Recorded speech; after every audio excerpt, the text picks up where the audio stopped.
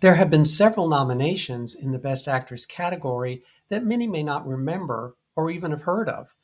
Hey, it's Michael, aka Oscar Man, and I want to share some of these lesser known, perhaps even obscure Best Actress nominations with you. The first was given by one of the most often mentioned actresses on this channel, Ellen Burstyn. The film is 1980's Resurrection. Burstyn plays a woman who, after nearly dying in a car crash, has an out of body experience that gives her the power to heal people. In its simplest terms, the film is about faith, but not in a religious context, and Ellen Burstyn gives one of her finest performances as Edna. Louise, I don't know if I can help you, but I'm going to try, all right? It's all right if you can't. I've never known anything else. I'm just going to lift your head. All right. Okay.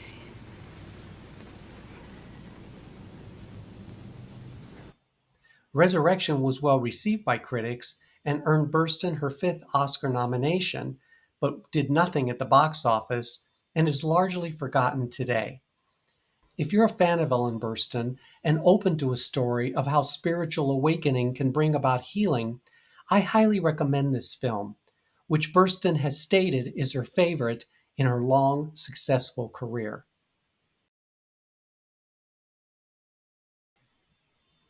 A star of stage, screen, and television, Diane Carroll earned her only Oscar nomination for 1974's Claudine, a family drama about a single mother with six children who begins a romance with a garbage collector played by James Earl Jones. The film's director felt Carroll was too sophisticated to play a mother on welfare, but the actress convinced him she could shed the glamour associated with her image, and she surprised many with her performance. You have a man come over for dinner, he brings you a bottle of wine. I have a man come over for dinner, he brings me a damn six-pack. Oh, there are two left, Miss Kayback. Would you like a beer? I'm sorry, Mrs. Price. I'm sorry, too. I figured it out. It comes to about $1.35. If he brings my kid some soda, that's about 80 cents. Now, with quick figuring, that comes to about $2.15, Miss Kayback. That's plus tax. You mean to tell me that's all he gives you, $2.15? How much do you get?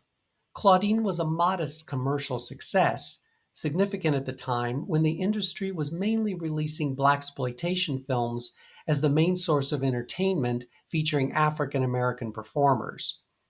Diane Carroll only made a handful of films following her Oscar-nominated performance, achieving perhaps her most visible role in television's Dynasty. Pauline Collins originated the role of Shirley Valentine on the London stage, taking it to Broadway, where she won a Tony Award. She repeated her stage triumph in the 1989 film, a romantic comedy about a bored wife's trip to Greece, where she embarks on a journey of self-discovery. Shirley Valentine was considered slight and was politely received by critics. Throughout the film, Collins' character breaks the fourth wall and speaks directly to the audience. Basically, if you like the performance by Pauline Collins, you like the film. Why do we get all these feelings and dreams and hopes if we don't ever use them?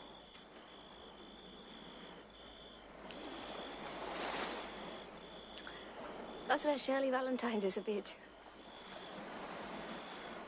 She got lost in all this unused life. For some odd reason, however, the studio's first choice for the role was Cher. I don't know, I just can't see her saying, "Hi, I'm Shirley Valentine." They made the right decision in casting Collins, as her delightfully charming performance in this mostly forgotten film earned her a rightful place in Oscar history. One of my all-time favorite Best Actress nominated performances was given by Carrie Snodgrass in 1970's Diary of a Mad Housewife. Snodgrass was a contract player at Universal and was offered the role after the studio refused to give Natalie Wood the $400,000 salary she wanted to star in the film.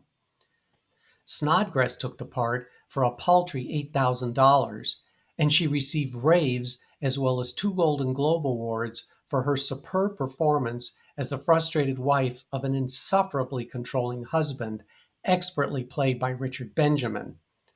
As Tina, Snodgrass begins an equally frustrating affair with an emotionally abusive writer, wonderfully played by Frank Langella.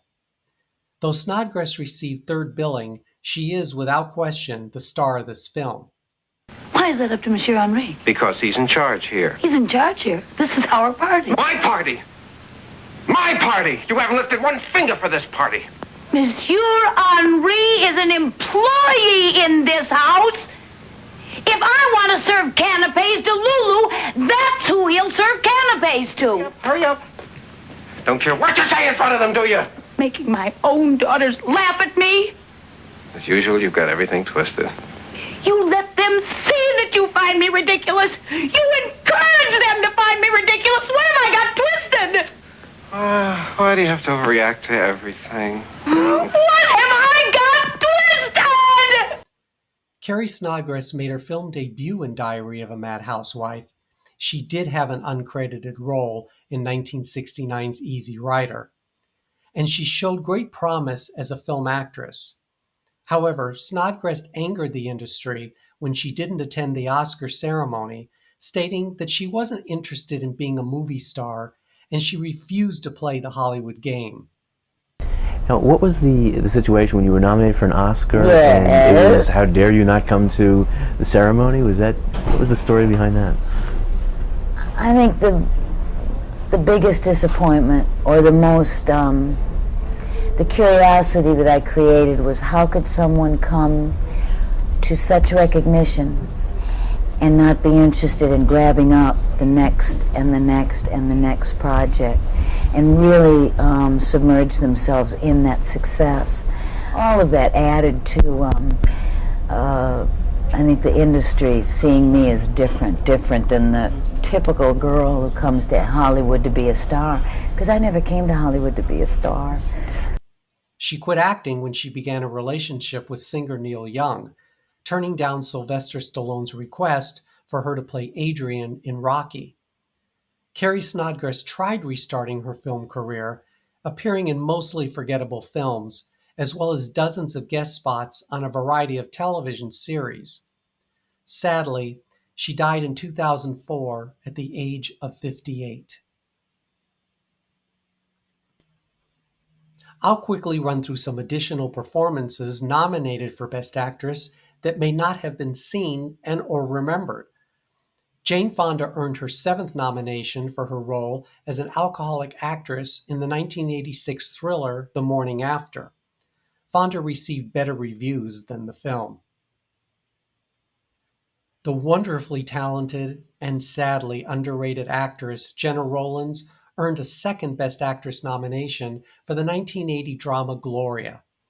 Again, Rowlands was better than her material, this time playing a woman on the run who protects a young boy from the mob.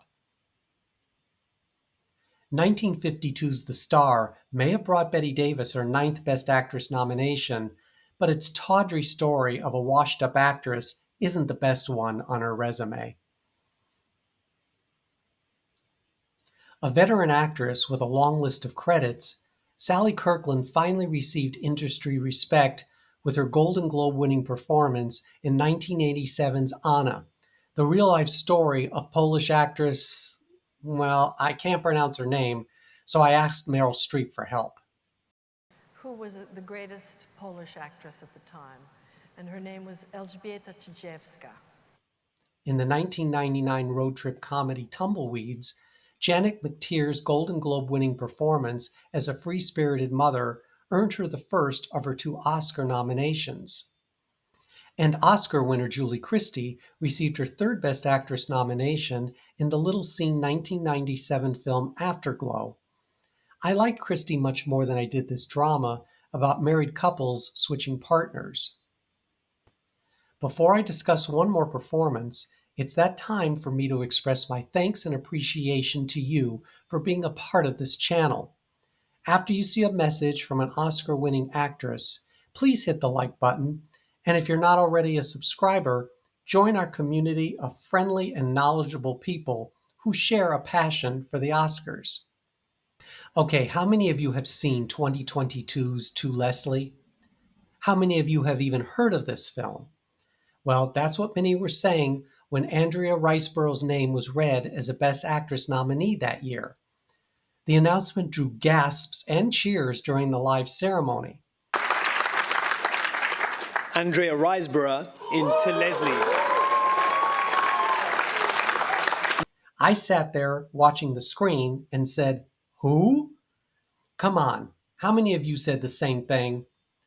To Leslie had been released in a handful of theaters, earning less than $30,000 at the box office. The film's distributor could not afford to mount any kind of Oscar campaign, so the director's wife, actress Mary McCormick, began a celebrity-backed campaign supported by such actors as Edward Norton, Amy Adams, Kate Winslet, and Jennifer Aniston.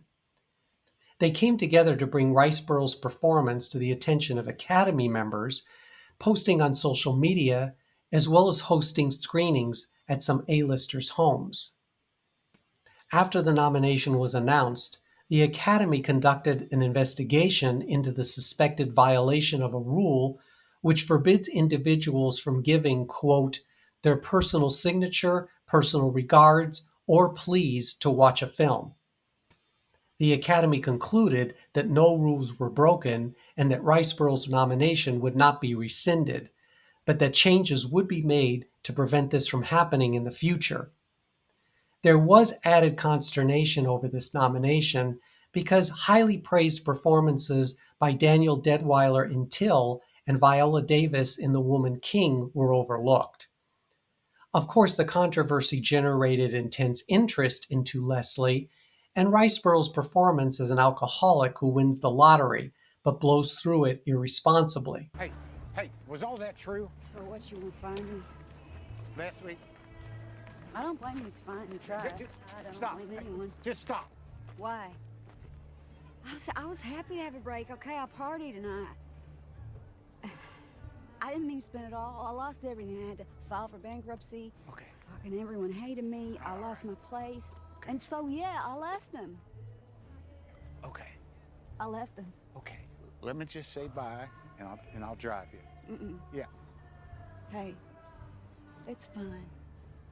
I eventually saw the film after the Oscar went to Michelle Yeoh, and while I thought Riseborough's work was very good, I didn't feel it would have been the crime of the century had she not received an Oscar nomination.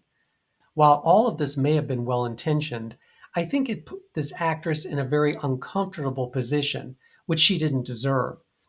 If you saw this film, please share your thoughts about one of the most shocking nominations in Oscar history. Which forgotten Best Actress nominated performances do you remember? I know there's many I didn't discuss, so please share your thoughts in the comments. And until the next video, I'll leave you with this.